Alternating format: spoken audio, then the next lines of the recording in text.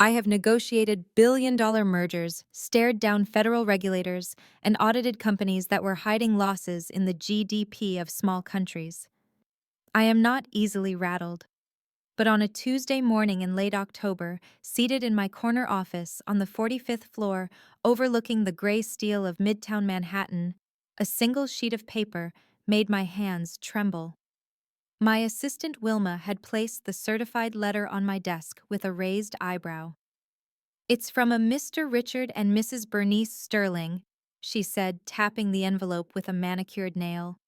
"Marked urgent and confidential. Relatives." "My parents," I said, keeping my voice even. Wilma nodded and left, closing the heavy glass door behind her. I hadn't spoken to Richard and Bernice in 6 months, not since I declined to fund their summer rental in the Hamptons. We were low contact, a status I had cultivated carefully over the last decade of my career as a forensic accountant and CFO. I reached for my letter opener, a brass heavy thing that had belonged to my grandmother Evelyn, and sliced the envelope. Inside there was no greeting card, no handwritten note inquiring about my health or congratulating me on my recent feature in the Wall Street Journal. There was only a cover letter typed on high stock paper and a spreadsheet. The cover letter read, "Dear Sylvia, per our discussion regarding the disparity in family contributions, and in light of your substantial financial success, we have compiled a comprehensive accounting of the investment made in your upbringing. As you are now a high net worth individual, it is only equitable that you reimburse the initial capital outlay that allowed you to achieve this position. Payment is expected within 90 days. I stared at the words, the blood draining from my face. Investment. Capital outlay. They were talking about my childhood. I turned to the second page. It was an invoice. Invoice number 001, from the estate of Richard and Bernice Sterling to Sylvia J. Sterling. Date October 24th, 2024. The list was meticulous, terrifyingly itemized. Room and board. 1978 to 1996, $180,000.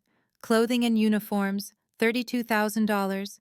Medical expenses, orthodontics, broken arm, 1985, $14,500. Extracurricular activities, piano unused, $8,200. Prorated, share of family vacations, $45,000. Interest compounded at 3% per annum, $182,300. Total due, $462,000. I read it 3 times. The numbers swam before my eyes, not because I have dyslexia, but because the sheer audacity was blinding. They were charging me rent for the bedroom I slept in as a toddler. They were charging me for the cast I wore when I fell out of the oak tree in our backyard. They were charging me interest on my own existence. I swiveled my chair around to look out the window.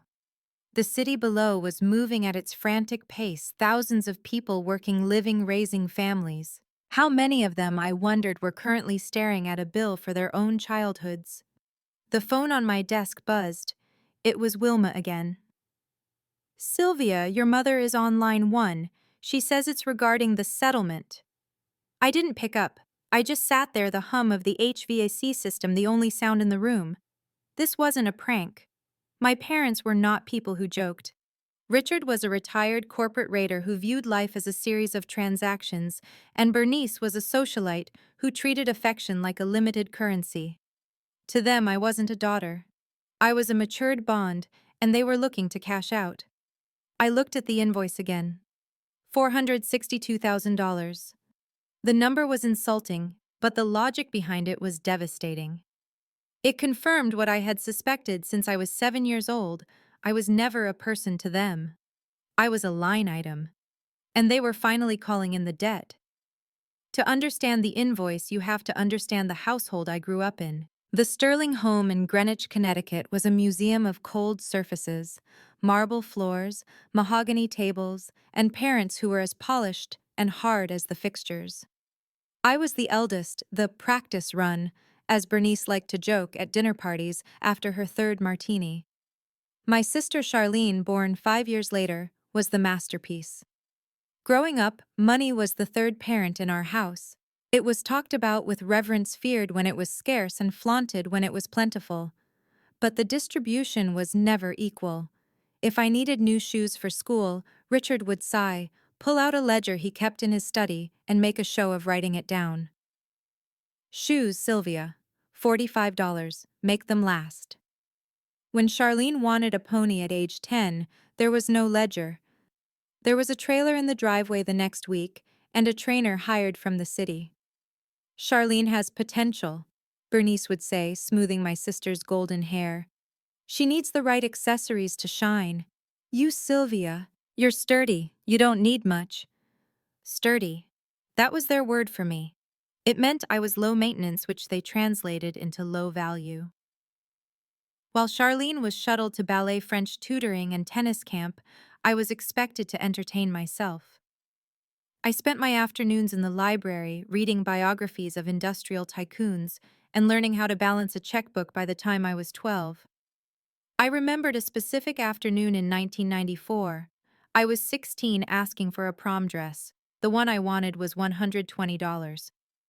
$120 for one night, Bernice had scoffed, looking at me over her reading glasses. That's a poor return on investment, Sylvia. Who is even taking you, that boy with the scholarship? I didn't go to prom. Contrast that with Charlene's sweet 16 2 years later. They rented the ballroom at the country club. There was an ice sculpture. Richard bought her a convertible, a red Mercedes with a bow on the hood. I remembered standing on the periphery of that party holding a tray of hors d'oeuvres because the caterer was short-staffed and Bernice had snapped her fingers at me to help. Look at her, Richard had beamed, pointing at Charlene. That girl is going places. She's going to marry a senator. Charlene didn't marry a senator. She married a succession of tennis pros and entrepreneurs who drained her trust fund, leaving her at 40 years old, still reliant on the bank of mom and dad. I, on the other hand, worked. I put myself through state university on scholarships and 3 part-time jobs. I didn't take a dime from them after age 18 because I knew instinctively that their money came with strings that would strangle me. I became a CPA, then a forensic auditor. I uncovered fraud for a living. I found money that people tried to hide. Perhaps that was why they sent the invoice now. They saw my name on the partner list of a global firm. They saw the townhouse I bought in Brooklyn Heights. They saw that the sturdy asset had finally matured while their masterpiece, Charlene, was depreciating rapidly.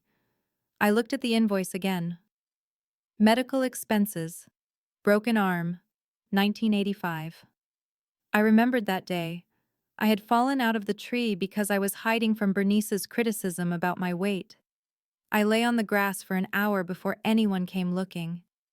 When Richard finally drove me to the ER, he complained the whole way about missing his tea time. And now, 40 years later, he wanted me to pay him back for the gas money. The sheer pettiness of it hardened something inside me. If they wanted to treat our relationship as a business transaction, fine. I was a CFO. I knew how to handle a hostile audit. I wasn't going to cry. I was going to balance the books. I replied to their letter via email, copying my assistant, requesting a meeting to discuss the terms of the liability. I chose the venue Le Jardin, a bistro 3 blocks from my office where the tables were spaced far enough apart for privacy but public enough to prevent a scene. They arrived 10 minutes late. Power play. Richard wore a navy blazer with gold buttons, the uniform of the Greenwich Country Club set, though the fabric looked slightly frayed at the cuffs, a detail my auditor's eye caught immediately. Bernice was in Chanel, likely vintage, her hair sprayed into a helmet of beige lacquer. They didn't hug me. Richard offered a stiff hand. Bernice air-kissed a foot away from my cheek. Sylvia, Richard said, sitting down and immediately checking his watch. I'm glad you're taking this seriously. We didn't want to involve lawyers, but our financial planner indicated that we needed to liquidate some past assets. Liquidate past assets? I repeated, unfolding my napkin. Is that what I am? Don't be dramatic, Bernice snapped, ordering a sparkling water without looking at the waiter. It's a simple matter of equity. We poured nearly $500,000 into your formative years. Now that you're Comfortable, it's time to settle the account. And Charlene, I asked, did she receive an invoice? Richard cleared his throat, looking uncomfortable. Charlene's situation is different. She requires ongoing support. You don't. Because I'm sturdy, I said. Because you are successful. Richard corrected his voice, dropping an octave. Look, Sylvia, let's be frank. The market has been unkind to our retirement portfolio. We made sacrifices for you. Private tutors, orthodontics, that camp in Maine. I hated that camp, I said calmly. You sent me there so you could go to Europe. That is immaterial, Bernice hissed. We provided. You consumed. Now we need a return. If you refuse, we are prepared to take steps. What kind of steps? I asked, leaning back. Richard pulled a folder from his briefcase. We have consulted with a family law attorney. In certain states, there are filial responsibility laws. We could sue you for support. Imagine what a lawsuit like that would do to your reputation at your firm. Top CFO sued by destitute parents for abandonment. It wouldn't look good on a Google search. It was blackmail. Sophisticated, emotional blackmail wrapped in legal threats. They were banking on my shame. They thought I would write a check for $462,000 just to make them go away to keep my curated professional image clean. I looked at them. Really looked at them. Under the tan and the jewels, they looked desperate. Their eyes darted around the room. Richard's hands had a slight tremor. This wasn't just greed. They were in trouble. The money was gone. All of it. I see, I said, keeping my face blank. You're offering me a settlement to avoid litigation. Exactly, Richard said, relaxing slightly. We can set up a payment plan. Monthly installments of $10,000 would be acceptable. I need to review my records, I said, signaling for the check. I hadn't ordered anything. I'm an accountant, Richard. I don't pay invoices without verifying the data. Give me 1 week. 1 week, Bernice said, narrowing her eyes. But Sylvia, don't think you can outmaneuver us. We made you. I know, I said, standing up. That's exactly what I'm counting on. That Saturday, my apartment in Brooklyn looked less like a home and more like a crime scene investigation unit. I had gone to the storage facility where I kept the few boxes I had inherited from grandmother Evelyn. Evelyn was Richard's mother, but she was nothing like him. She was a steel-spined woman who had run her husband's textile business after he died in the 60s. She was the only person who had ever hugged me without checking for lint on my jacket first. When she died in 2005, the year I turned 29, my parents told me she had left everything to them to manage for the family. I received a box of old books, some costume jewelry, and her diaries. I had never looked closely at the financial papers tucked inside those diaries. I hadn't been ready then. I was ready now. I spent 6 hours building a timeline. I cross-referenced the dates on my parents' ridiculous invoice with the entries in Evelyn's personal ledgers. Invoice item. Summer camp. 1988. $3,500. Evelyn's diary. June, 1988. Sent Richard a check for $4,000 for little Sylvia's camp. He says he's tight on cash, worried about his gambling. My heart skipped a beat. I kept digging. Invoice item. Tuition Street A's High School, 1992, $12,000. Evelyn's check register. Street A's School, tuition. Sylvia, direct payment. No, Richard insisted I write it to him. Check number 405, $15,000. They hadn't paid for it. She had. Not only had she paid for it, but she had given them more than the cost, and they had pocketed the difference. I began to see a pattern. Every major expense they were claiming the orthodontics, the clothes, the school trips correlated with a disbursement from grandmother Evelyn. My parents weren't asking to be reimbursed for their own money.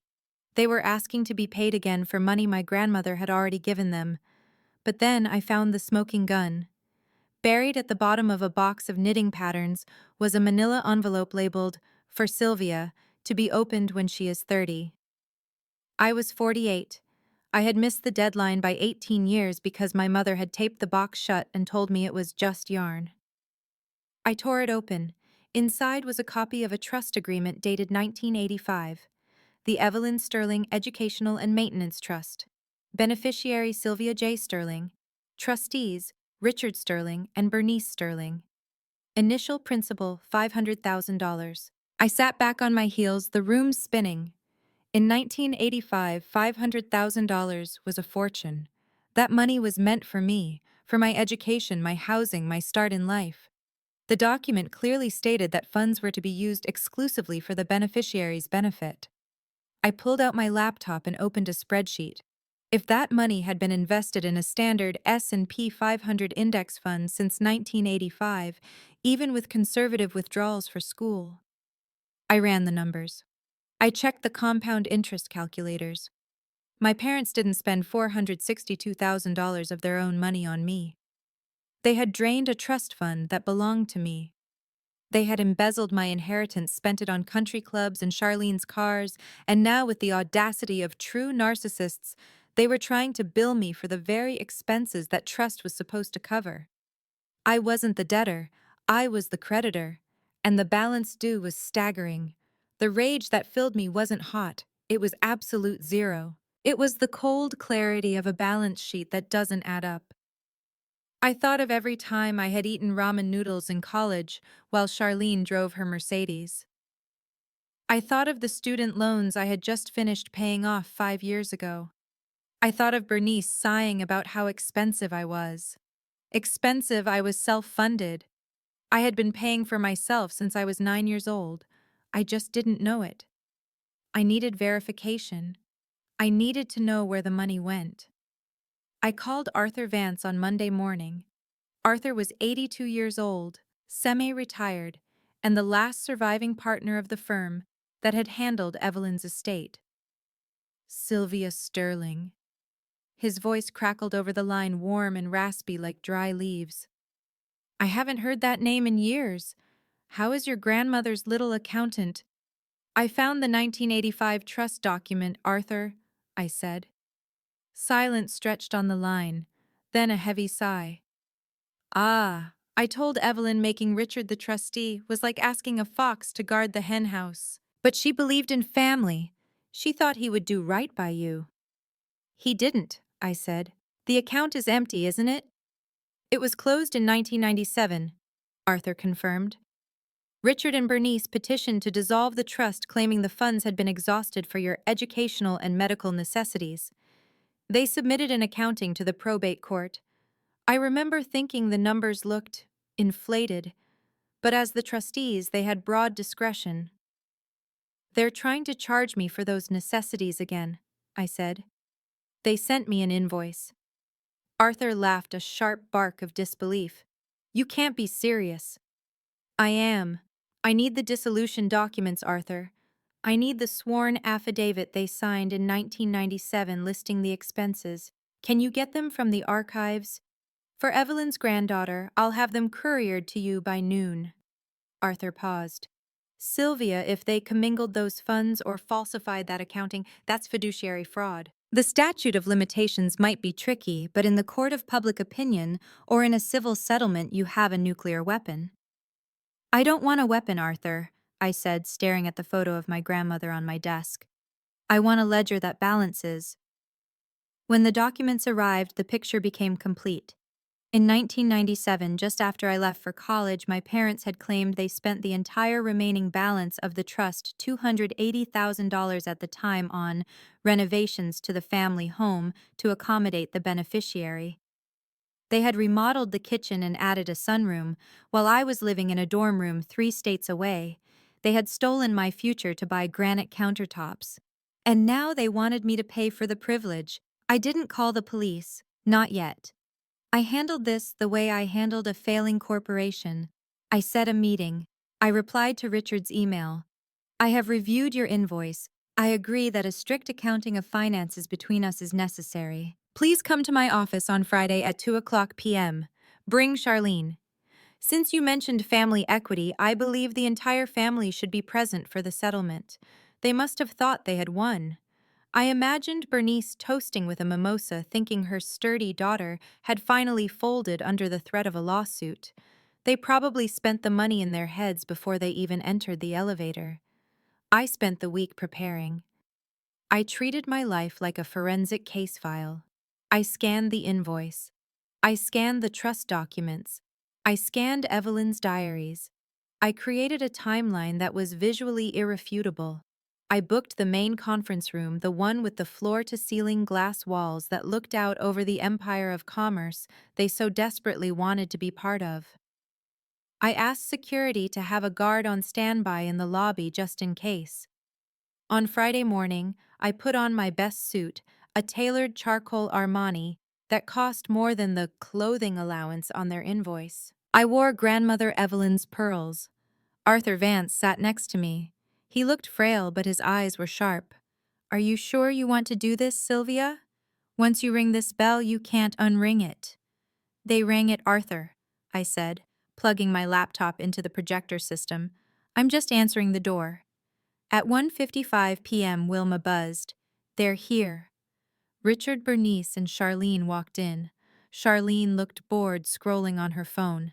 She was wearing a tennis outfit as if this meeting were a minor inconvenience before her match. Richard and Bernice looked triumphant. Richard carried his briefcase like a weapon. "Sylvia," Bernice said, looking around the sleek modern boardroom, "this is quite aggressive. We could have done this at the house." "Please sit down," I said, gesturing to the chairs on the opposite side of the long mahogany table. "Did you bring the check?" Charlene asked, popping gum. "Mom said you were buying us out." "In a manner of speaking, I said. Richard placed his hands on the table. "We have the settlement agreement ready for your signature. $462,000. We'll waive the legal fees if you sign today." "I have a presentation I said. "A what?" Bernice frowned. "An audit," I said. I pressed a button on the remote. The lights dimmed and the screen behind me flared to life. The first slide was their invoice. Blown up to 10 feet tall, the absurdity of "diapers $400" looked even more grotesque. "We know what this is," Richard said impatiently. "Why are we looking at it?" "To establish the baseline," I said. "You claim I owe you $462,000 for my upbringing. You claim this creates a debt." "It does," Bernice said. I clicked the remote.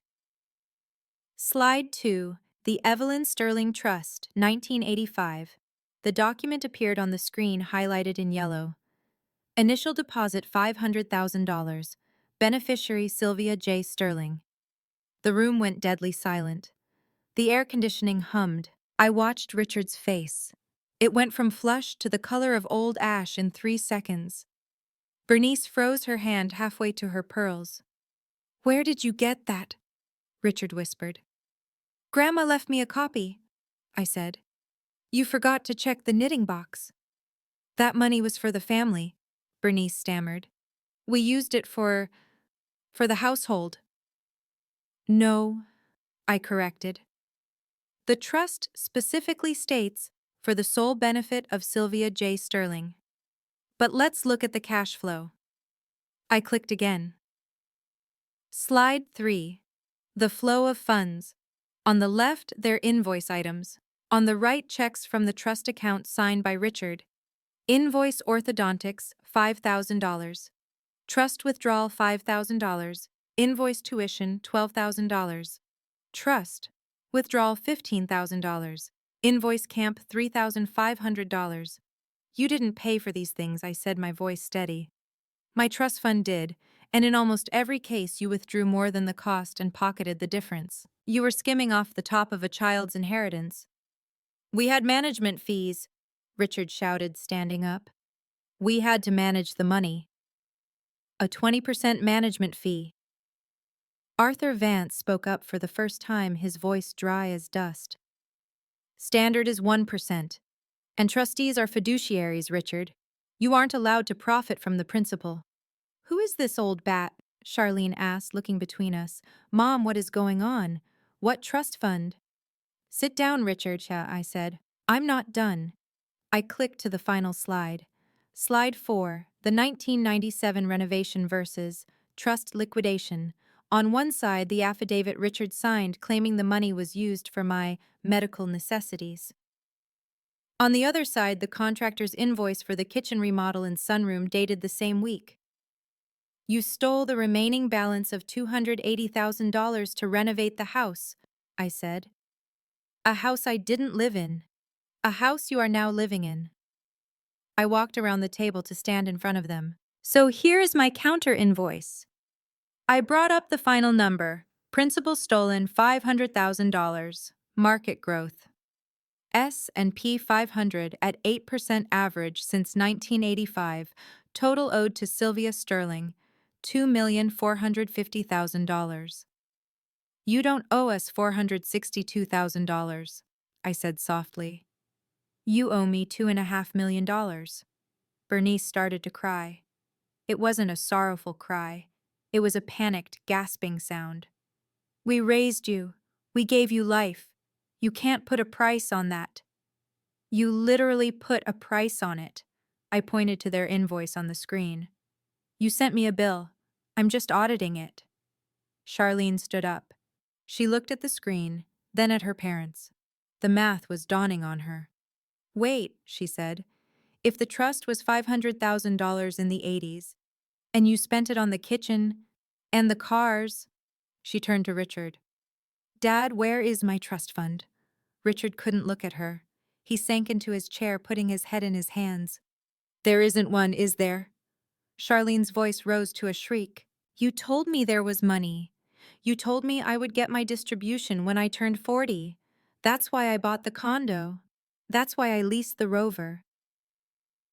We had expenses, Bernice wailed. Keeping up appearances in Greenwich costs a fortune. We did it for you girls so you could have standing. You did it for yourselves, I said. And you used my money to do it.